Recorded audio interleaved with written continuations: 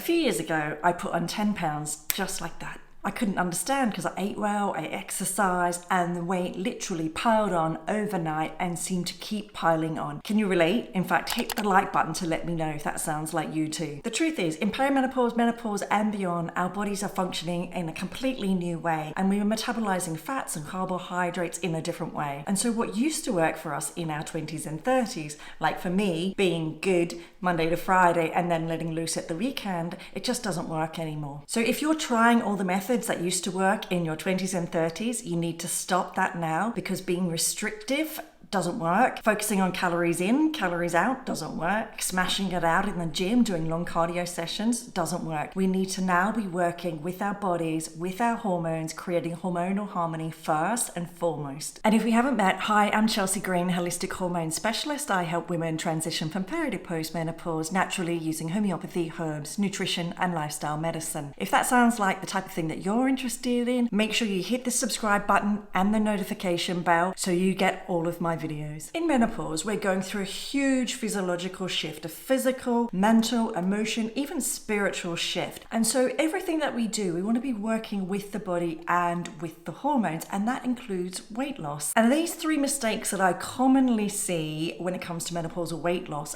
are messing with people's hormones. So what are they? Mistake number one: eating too many refined carbohydrates and sugars. With the loss of estrogen, we become less sensitive to the messages of insulin. And so what that means is when we eat these foods, we end up on a blood sugar roller coaster, and that very quickly leads to weight gain, particularly in that menopausal belly area. So when I say refined carbohydrates and sugars, we're talking about breads, pastries, cakes, biscuits, chocolates, sweets, white pasta, white rice, white potatoes, etc. So we want to really be removing these foods from our diet. If you're thinking, but Chelsea, I don't eat these foods, just know that we are so sensitive to this blood sugar roller coaster that perhaps it's too many of the healthy carbs that you're eating. One thing I see a lot of is women having porridge for breakfast. Now, porridge is a grain, and when we eat those grains, they break down as sugar in the body. And yes, it's a complex carbohydrate, so that energy release is a lot slower and a lot more sustainable. But what I see is a bowl of porridge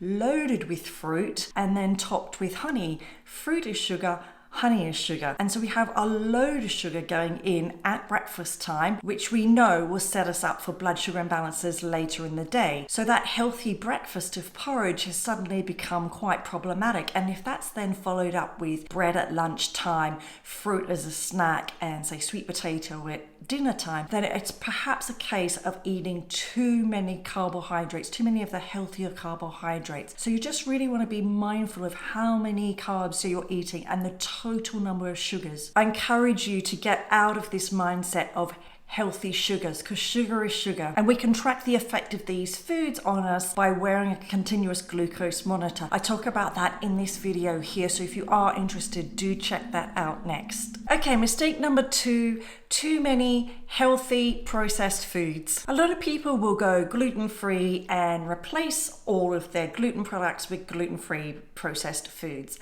or go keto and eat keto processed foods, or go vegan and eat vegan processed foods, or go high protein and eat processed protein bars. I think you get the picture. But have you ever stopped and read the ingredients lists of these so-called healthy foods? A lot of them are full of chemicals and toxins that are going to clog the liver, destroy the gut lining, and lead to weight gain, as well as creating a highly inflammatory state, which is going to make your entire menopausal experience a lot worse. And toxins make themselves at home in fat cells, which in turn makes weight loss very difficult. And these products are often quite high in hidden sugars. So as an example, I was caught out without a snack one day and I bought a keto bar. Keto is based on the idea of high protein, high fat, and it's supposed to balance your blood sugar levels. Fortunately, I was wearing a continuous glucose monitor at the time, so I could track how this food affected me. And lo and behold, after eating the keto bar, I had a huge glucose spike. So if you are relying on these foods, I would encourage you to ditch them and just eat real food.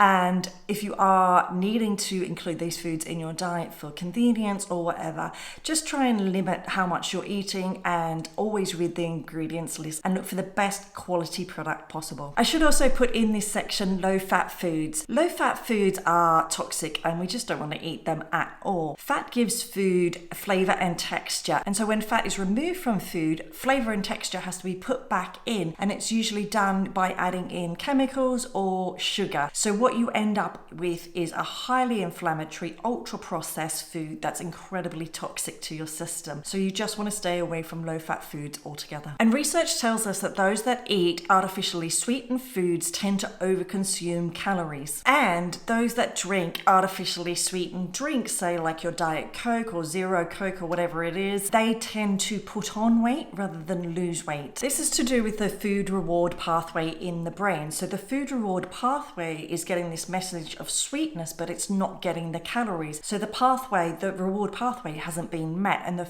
brain will send you out looking for food to reward that pathway. So you just really want to be avoiding those kinds of products altogether. Mistake number 3 is ignoring stress. There is no getting away from it. Once we hit perimenopause and beyond, we have to be doing daily self-care. We have to be doing the daily quiet time and not being so busy all the time. One of estrogen's very important jobs is to keep our stress hormones in check. And so we have less estrogen, so we naturally have higher stress levels, and we have less progesterone and less of its calming effect. And so if we continue to live our very busy lives, giving all of ourselves away, never slowing down, never doing the quiet time, we have increasingly higher and higher and higher stress levels, and those excess stress hormones lay themselves down as belly fat. And with higher stress levels, not only will you have belly fat, but those higher stress levels will make it harder to be motivated to stick to your health goals. It will affect your food choices. It will affect the gut and your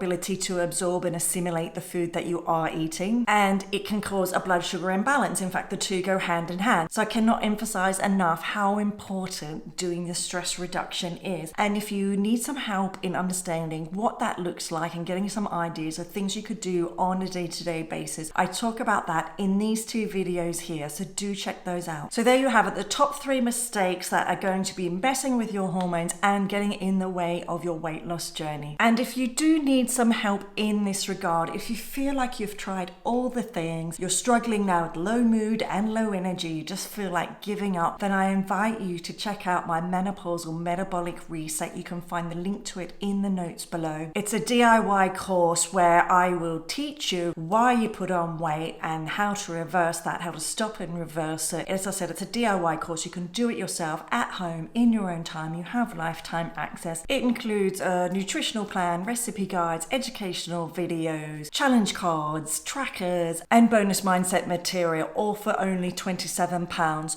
So if you would like to grab yourself a copy of that course, do check that out. As I said, the link is in the notes below this video. And if that's not your bag, that's cool. Just make sure to hit the subscribe button, because I'm really passionate about sharing this information with you.